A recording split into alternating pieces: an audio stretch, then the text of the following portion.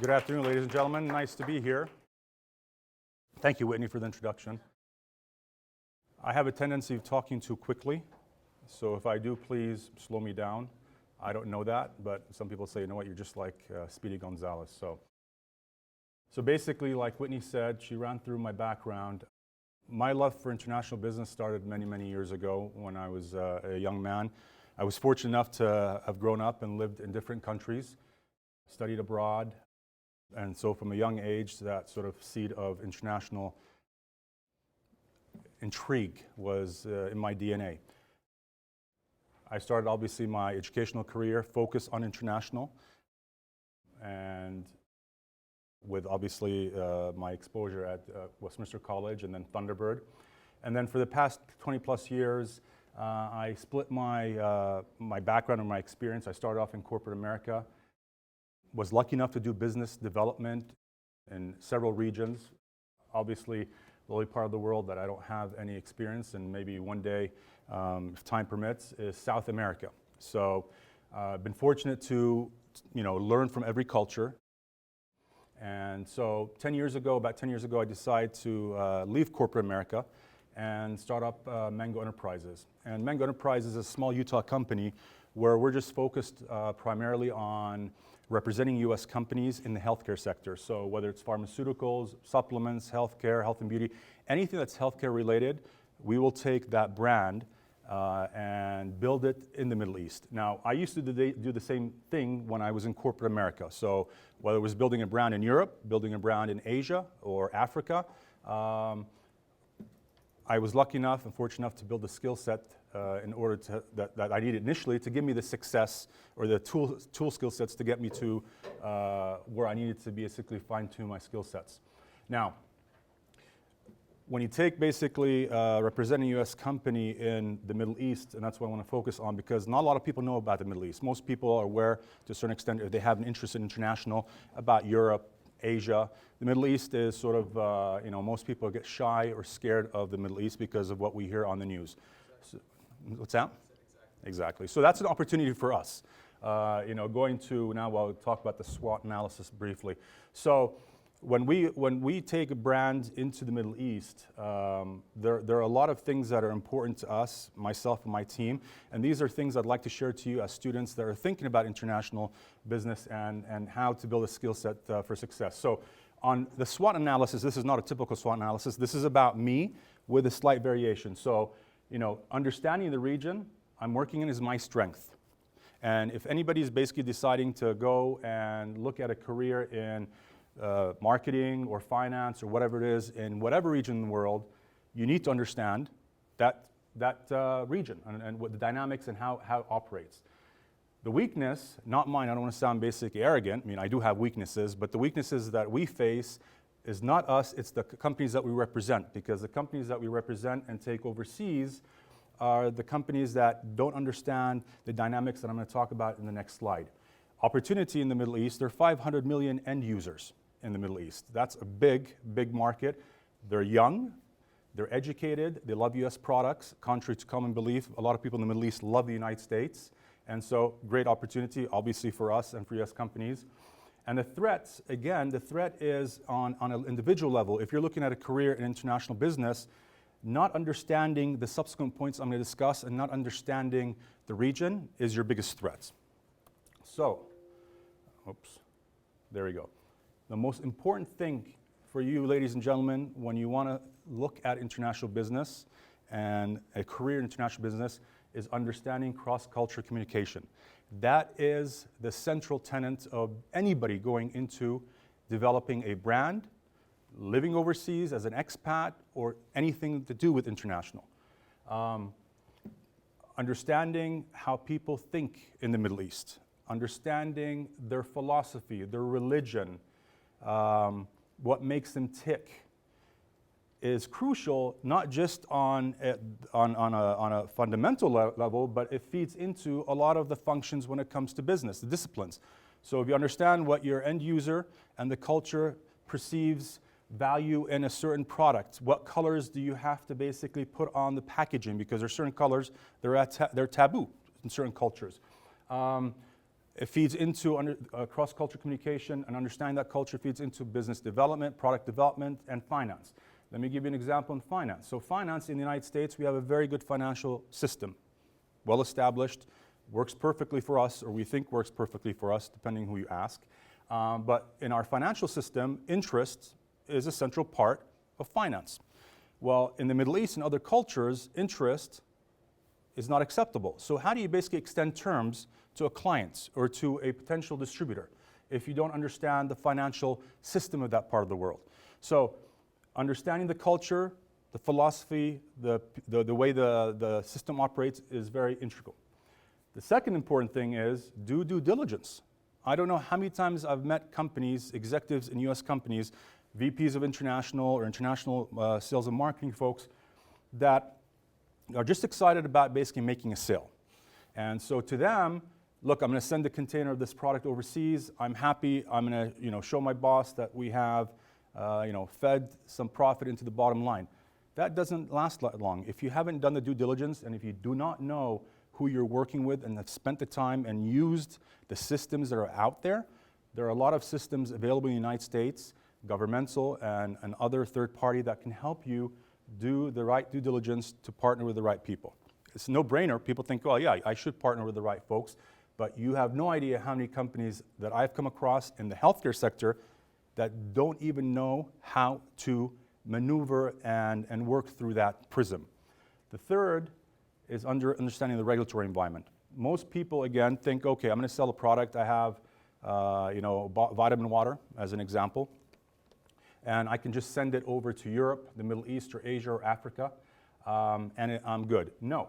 A lot of the things that we take granted for consumers here, let's take vitamins. Who uses vitamins here? Okay, we're getting there. Good show. So you go down to the local store, whether it's Whole Foods or Vitamin Shop, and you pick it off the shelf. The vitamin system here in the United States is very simple. The manufacturer makes a quality vitamin, and you buy it. Overseas, whether it's Europe, Africa, the Middle East, whatever it is has to be registered, like any other product. So whether it's a pharmaceutical, a health and beauty product, or functional food, you have to register it. So in order to be successful in international business or developing a product overseas, you need to understand the regulatory environment. The regulatory environment and the agencies in the United States and the agencies in those countries. So for example, a vitamin here just gets put on a shelf. In the Middle East, you have to go through a process that's quite tedious, where you have to register the manufacturer. Then the next step would be to register the brand. That can take up to a year and a half, okay? So that leads me to my fourth point. Patience is a virtue, okay, in international business, regardless of what part of the world, but even more so in the Middle East. So when people ask me about the Middle East, what is my biggest pet peeve? It's not a pet peeve, really. It's just basically part of the culture and just the way people operate. Business 101 in the Middle East, be ready and be patient to take time to develop your distributor, product, the region, and the resources. As I said there, from start to finish, we've had projects that have taken us a year and a half, where we spent a lot of time and effort building the brand, taking vitamin A through this whole process, customizing it, changing the label to Arabic, whatever we need to do with our distributor. And then as a company, us and the company that we represent in the United States, let's say, I don't know, let's not use some brands out there. I don't want to basically be placing product. Let's say brand X. A year and a half before anybody sees a PO. That's a long time. Most people in the United States will say, I want it to happen yesterday. I'm not going to wait that long, my way or the highway. So in order to be successful in your career, you need to understand that what the culture expects, what the regulations are, what the due diligence process is. If you get these points right, regardless of what career you're looking at international, okay, whether it's, like I said, finance or marketing or business development or management, okay, if you get these and understand these dynamics and the cultural part of it, that will help you avoid any business challenges. Because a lot of people just go in assuming, okay, if I do it in the United States, that means I can take that mindset and that procedure and implement it in the UK or implement it in Denmark. It doesn't work. Cross-cultural communication, very important. If you take anything away today from my time here, is understand, immerse yourself, breathe that culture. That's why, and I'll talk about it in the next slide. That's why I enjoy international business, is that part of the process. is immersing myself. Oops, we're going back. Now, what can you expect from a career in international business? Well, if you don't like being on a plane, stick to the train or other forms of transportation. To me, as I said, I was lucky enough because when I was young, I was able to be exposed to different cultures. So to me, if you are a person that's interested in that career, the fact that you will evolve, you'll become enriched, your mindset as an individual becomes broader because, a lot of people, we're in a big country here, but the United States is still a small dot on the map when it comes to the rest of the world. There's so much out there to learn and to live, that to me, that was one of the main factors. That's why I enjoy doing international business, because I like meeting people from different cultures. I like learning about their mindset. That enriches me. That allows me to become a better person. That therefore helps me improve the US companies' products that they produce here and help other people in other parts of the world. Building bridges between the US and other parts of the world is very important as well. When you're involved in international business as a US businessman, you're an ambassador.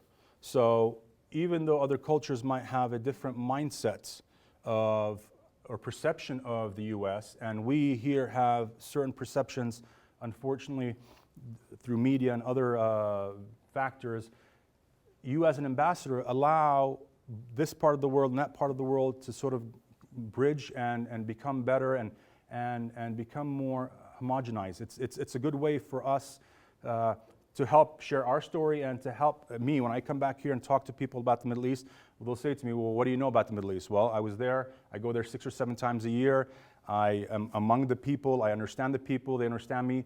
That's important to bring back and help change sort of the minds and the perception of that part of the world here in the United States. More importantly than that, too, is if we're taking U.S. products that are innovative and that have good utility and benefit on the healthcare side, it's nice to be able to help people become healthier, live better lives, healthier lives, and by hopefully doing that, they look at us differently as well, as contributors in a positive way. I love traveling, like I said, and if you love traveling, it's ideal for you. It's not only about just the becoming a richer, well-rounded, more versatile individual.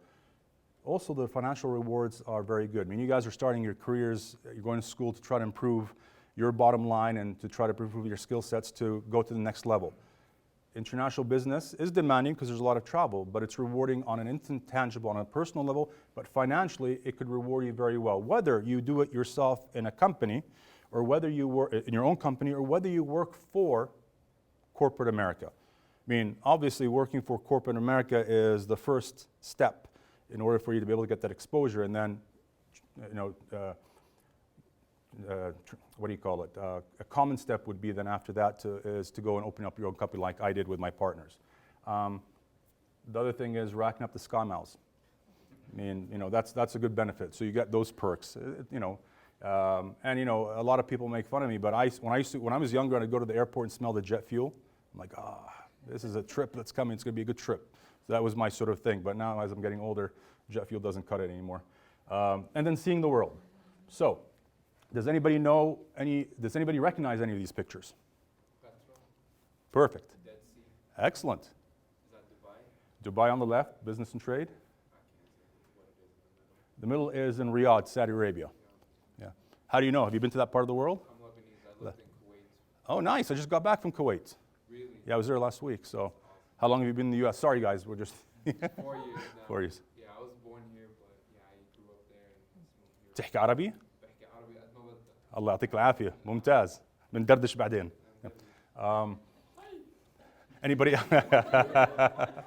Anybody else recognize these pictures? He's obviously from that part of the world. Any U.S. folks? So anyway, I mean, that by itself, in regards to, sharing good products, becoming well-rounded, you get the chance to see that. I mean, yes, we have a beautiful continent here, and there's a lot, and that's just the Middle East. I'm talking about the rest of the world as well, depending on what region you want to go. But if you've never been, who's been overseas? Okay, anybody been to the Middle East? 2, 3, 4? Hey, you're not going to get in trouble. I'm not the CIA. Okay, 5 people. So if you ever go to the Middle East again, you need to go to Petra. Have you guys seen, obviously, I'm sure you've seen Indiana Jones. That's the treasury in Indiana Jones. Jordan has a lot, and I'm a bit biased because I'm half Jordanian, half French. So that's why. But you know, whether you're in Dubai has a lot of nice, beautiful buildings, but it has, you know, what's that? But you know, if you want to float and read a newspaper, then you go to the Dead Sea or you go to the Great Salt Lake. But I think you'll sink here. There you'll float a little bit better. So, so again, it's seeing the world that's important. Now, let me give you some real-world cultural, cross-cultural issues that are important, at least in the Middle East. Okay. Remember at the beginning of the first slide I talked about, or the second slide I talked about cross-cultural, due diligence, being patient, and the regulatory environment. What's important, and every culture has similar mannerisms or things that you need to take in consideration. So I'm going to go through them, and obviously I'm sure they'll come up in question and the questions. So when you're in the Middle East, it's not by your surname, it's not Mr. Mango, it's Mr. Tarek or Mrs. or Madame Tina, first name basis, okay? When you go and meet your client for the first time, and hopefully there'll be a first time for some of you as you look at this career and this option. In the Middle East, you never basically initiate the handshake. You wait for your counterpart, your partner, distributor, obviously at the beginning, or you know, you're breaking the ice and getting to know each other. You wait for them to initiate, especially if you're a woman, okay? And sometimes for a guy. So sometimes your counterpart won't extend their hand for a handshake. Don't take that personally. That is something, it has to do with religious reasons, but it's not about you as an individual. But if you understand that, then and you go into a meeting understanding that you're waiting for their cue, you're good. But if you reach out and they don't reach out, then you started the meeting a little bit off edge, you know, so it makes it uncomfortable. Always eye contact. Always, you know, because they want to see that you're engaged. Never look at your watch in the Middle East. I mean, now today, obviously, you got your iPhone, and if you're really pressured for time or you have somewhere else to go, you can look at your iPhone, your phone, and say, I got a message. But if you're looking at your wrist, I've had people that basically been in meetings where the principal has said, can you please leave? Okay, we've been a group of 3 or 4. They get offended. Common thing that they do in the Middle East is you'll be in a meeting and you'll be engaged in dialogue, and people come in, come out.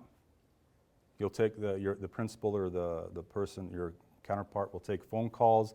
So for people from the U.S., that's sort of not typical because we expect them to be focused on us as we're focused on them.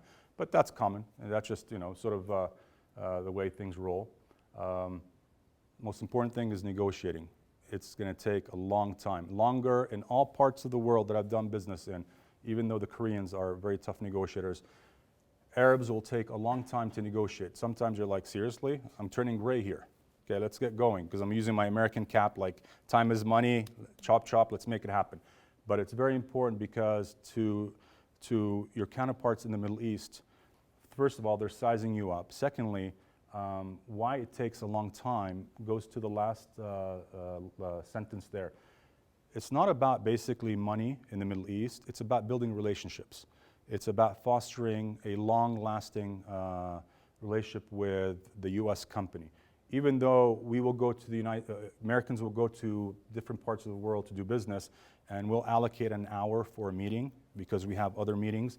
In the Middle East, if you go with the mindset that you're going to be basically, I'm going to meet with you for an hour, then I'm moving from you and meeting with you for an hour, that's a recipe for disaster. You need to allocate an open-ended 2 or 3 hours, because your counterpart's going to basically want to spend time asking you about your family, getting to know you, what makes you tick, understanding your culture. A lot of them will know American culture, but understanding what makes you tick, to see if you're a right fit as a partner and as a manufacturer that they're going to carry your brand. Once they figure that and we sort of break bread, or you know, everybody's comfortable, then you get into negotiations. That could be hours, that could be days. But it's rewarding because you know that goes back to the due diligence part that I was talking about. If you do your due diligence correctly, they're doing it to you, that means you have a very strong recipe for success. Women, you need to act tough. Okay, respectful but tough, because a lot of times men will try to basically size you up by pushing your buttons, okay? Dress, as it's mentioned there, long sleeves, conservative. We're in Utah, so Utah dress works very well in the Middle East. Friday is a holiday. If you're starting your career and you're working with a new client, whether you're working you're an employee in the company, at the beginning, you don't call anybody on a Friday. It's disrespectful, especially if they're devout Muslims, okay? If they're more westernized, as time progresses and the relationship builds, they'll take your call on Friday, but it's respectful. I mean, I have clients that I've been working with for 20 years that I won't call on a Friday, even though Friday is a work day here. And I know them very well. I've been in their houses, I've had dinner, I know their families. I'll wait till Saturday or Sunday. And Saturday and Sunday obviously is our weekend here. People work over there. So again, the most important part, it's all about the interpersonal relationship, not just money in business. This applies to Asian cultures, applies to African, whether it's North African or South Africa. There was the first slide I had there, and I wanted to ask you guys a question. Does anybody know what MENA, other than you, means? MENA region, okay. MENA is basically Middle East and North Africa. So I just wanted to see, if you guys were familiar with the geography. So everything I've said, just to sort of wrap it up here before we get into actually let me share an experience and then we'll wrap it up. So when I was green, and I'm still green because I'm still learning. That's why I like going to other countries and seeing the different world, because every day or every trip is an experience to pick up something that I don't know. So when my boss sent me out to Dubai the first time, this was 22 years ago, I was picked up from my hotel room at 10 o'clock. Was told that it would take half an hour from the hotel to the client's, a new client for the company that I worked for, client's office. And so I assumed, even though I grew up in that part of the world, but I was lucky enough to grow up in Europe, in the US, and I was trained in the United States. I'm like, okay, I'm going to allocate in 2 hours. Couldn't take more than 2 hours because we're familiar with them, and I'll get out of there. Even though I got there at 10:30 and was checked into the building, was in the lobby, went into the chairman's office, I sat there for an hour and 15 minutes. And then every 15, 20 minutes, somebody would come in, a person basically saying, do you want any refreshments, coffee and whatnot? I'm like, Tarek, take it easy. I'm like, okay, if we got this rate, I'll be having dinner with this guy tomorrow. We got to get going. But about an hour, 15 minutes, he walks in with a smirk on his face. And we start talking, conducting business. No, I apologize, It just said we had something that happened, but I'm sure you were well taken care of. I'm like, yeah. Anyway, but I was a little bit irritated, but that was part of me being green. Years later, about 6 or 7 years later, I'm in his house, and he says, you remember that first time we met? And I was like, yeah, of course I remember it. And I said, what about the time? He said, I tested you. I deliberately actually was in the other room just talking to my employees. I wanted to see, as an American, because he didn't know I was half Middle Eastern, if you would get ruffled up and just irritated and whatnot and give me attitude. When I thought that you didn't and you were respectful and you just fell for my test, he says, how long have you been doing business for? So every culture is going to test you in a different way. I could have basically taken the high road and just been, this is not right. I've been waiting for you. Nobody told me you're going to be late. At least explain. Me understanding cross-cultural communication. And back then I was green. I understood it, but not as much over the years of, growing with my career in that part of the world. Respecting my counterpart, him respecting me, building a relationship, using the skill sets that I shared with you, that will give you a good foundation if you're going to go into international business to be successful. It's not easy being on a plane for 20 hours, but the rewards are nice. The rewards are good financially, intellectually, and as a human being. And I wish you the best of luck if you do decide to go down that route. It's rewarding. Questions, please. Yes, ma'am. How is one like get started? Well, do you have an affinity? Do you like traveling? Do you like international? Yeah. Okay. Well, and then obviously you're studying business, so is there a specific discipline that you're focusing on? Is it marketing, management, finance? Finance, pretty much, okay. The way I did it, and most people do it, is they work in corporate America to get the exposure. Because usually corporate America has, whether you're going to be an expat or a position that you're going to be basically a manager of sales or finance or whatever it is, they will send you overseas.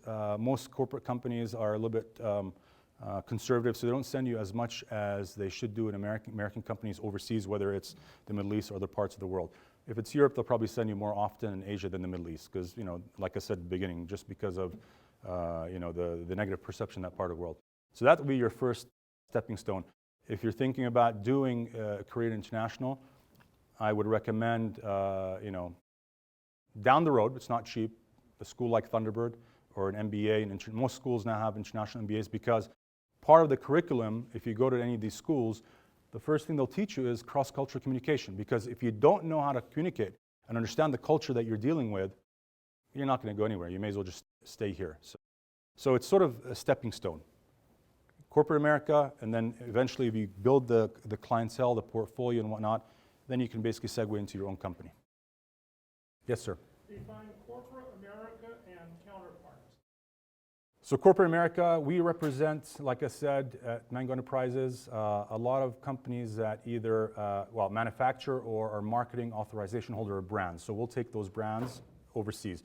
So a company in Utah, we have a couple of Utah corporate companies that make products that I consider part of corporate America because they have a large footprint. Their products are across the United States.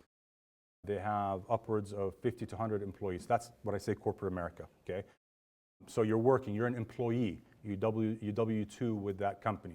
So you have a boss, or you are the boss. Eventually if you go up through the ranks in a company and you become the VP of International or the President of International, then that you've hit the home run, as they say. And if you do that, then most people usually will segue into becoming consultants and whatnot. What was the other question? My counterpart would be basically a distributor. So as we represent U.S. corporate America or U.S. companies and take their brands overseas and develop them in our networks in the Middle East, my counterpart would be our distributor, in-country distributor. So in order to take a product, if you had a medical device that you wanted to, defibrillator or something you wanted to sell in the Middle East, you would have to have a counterpart that either is a hospital, the Ministry of Health, or a wholesaler who'd be a distributor. That person would buy the product from the U.S. company and then basically sell it to their end user. So counterpart would be the company on the ground in that country. Any other questions? Yes, ma'am. Yes. So as a Utah company, and it goes back to the comment I said that you need to be well-rounded with the agencies and the regulatory environment. So in the United States, there are agencies that you can work with as an international company that mitigate risk conflict. So whether you're financing to parts of the world and you're, as a company, as Mango Enterprises, we extend terms to our clients. Well, in the Middle East, you don't know from one day to another if there's going to be a war. So if you've shipped product and they've received it and you give them 90-day terms and a war breaks out, and it could be, heaven forbid, and it could be a war that drags on forever. Well, how do you collect? So in the United States, there's the Ex-Im Bank. It's a federal bank that basically ensures that against risk of non-payment for X factors and for conflict. So that is an important skill set to have if you're going into international business, to know that these are available. In that part of the world, as you all know from Lebanon, and I was born in Lebanon, by the way, in Beirut. So in the Middle East, you go with the flow. People live it every day. People live in a rough neighborhood. Hopefully one day it will calm down. But it doesn't mean that consumers, the 500 million people that are there, are not going to buy products. It doesn't mean they're going to say, well, I'm not going to buy US products because of the politics and I'm going to buy European. No, on the contrary. I mean, they look past that, the end user there, and us as US companies. Because at the end of the day, if we're going to sit down and worry about that environment, we'll never sell anything. So, but it does play a role. And every time I've gone there in the last year, every time I land in one country, something happens next door. I'm like, maybe it's me. I should not travel to that part of the world. So, any other questions? About 8 to 9 times a year. So I go about every 6, 7 weeks.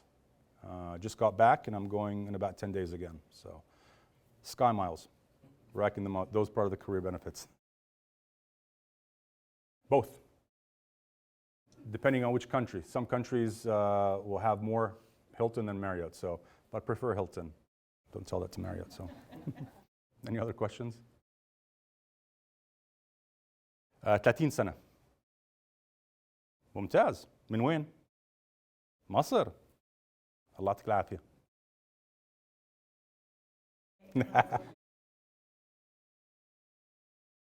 If you're looking at international, you want to, first of all, in your due diligence as a prospective employee, find out if they have an international division. That's a plus and negative. So let's assume that you are excited about a company and their product. Because it's not all about paycheck. You want to be able to, something excites you about what they're producing or what they're selling. Let's assume it's a small company and they don't have an international division. Well, that's an opportunity. If you have the skill set as an individual to get tapped into that company and say, hey, Mr. Owner, I believe I was in that part of the world. Your product is great, excited about it. I think we can take it. Now you've created what? An international division, or began the baby steps. That's one.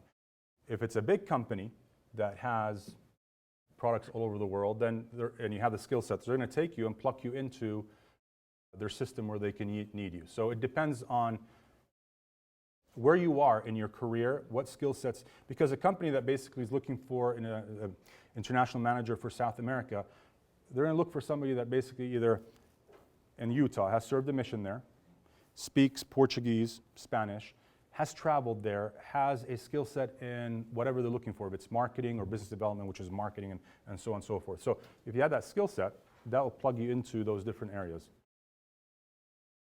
On the company side or overseas? On the company side, unfortunately, some companies that, again, my experience of working in corporate America for a company and being sort of on the front line is because your boss and the ownership don't understand the factors I was talking about, cross-cultural communication, due diligence, they're going to expect you as an employee to basically become familiar with the regulatory.